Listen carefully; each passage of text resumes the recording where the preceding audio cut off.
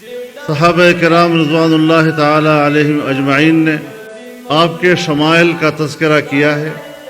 آپ کی صورت ظاہری کا تذکرہ کیا ہے، آپ کے حسن کا تذکرہ کیا ہے، لیکن جہاں تک ان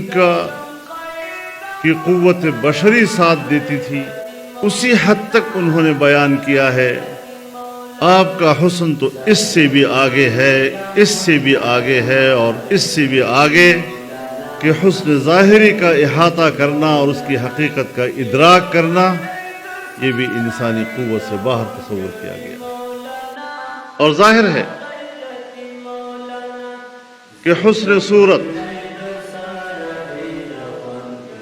اس میں تو آپ کا اتباع بھی ممکن نہیں۔ ہم آپ جیسا رخ انور کہاں سے لائیں، آپ جیسی روشن جبیں کہاں سے لائیں،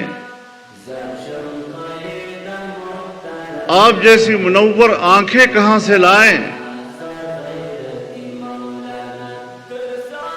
ان آنکھوں پر سجی پلکیں کہاں سے لائیں،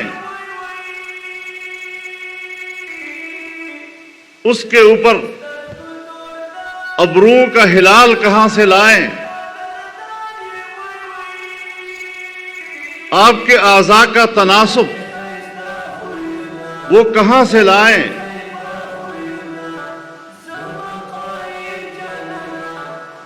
دندان مبارک کہاں سے لائیں،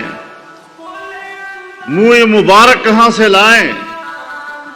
اس کے بل کہاں سے لائیں،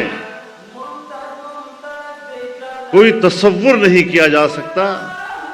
اور نہیں اس لحاظ سے آپ کا اتباع ممکن ہے۔ اور اس حیثیت میں آپ کا تعارف